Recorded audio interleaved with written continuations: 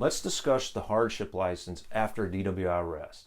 I'm going to start by answering the most common question that I get, which is, do I need to get a hardship license right after the arrest?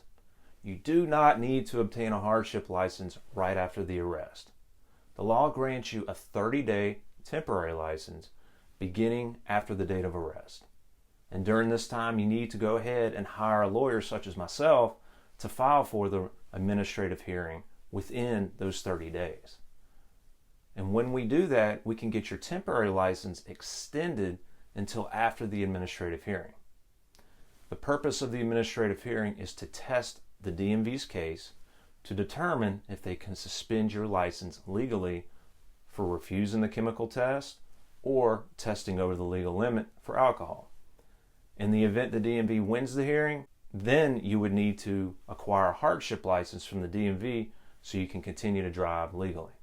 Acquiring a hardship license depends on your situation. If your license goes into suspension because of a DWI conviction, refusal, or blowing over the limit, you may apply for a hardship license.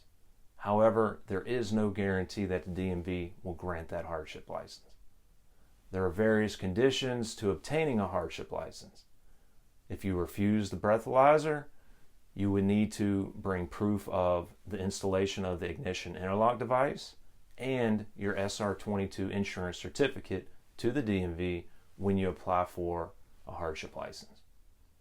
If you submitted to the chemical test but were over the limit, you would just need proof of the installation of the ignition interlock device. If you obtain a hardship license, any vehicle you drive must be equipped with the ignition interlock device. If you have more questions about DWI in Louisiana, feel free to give me a call.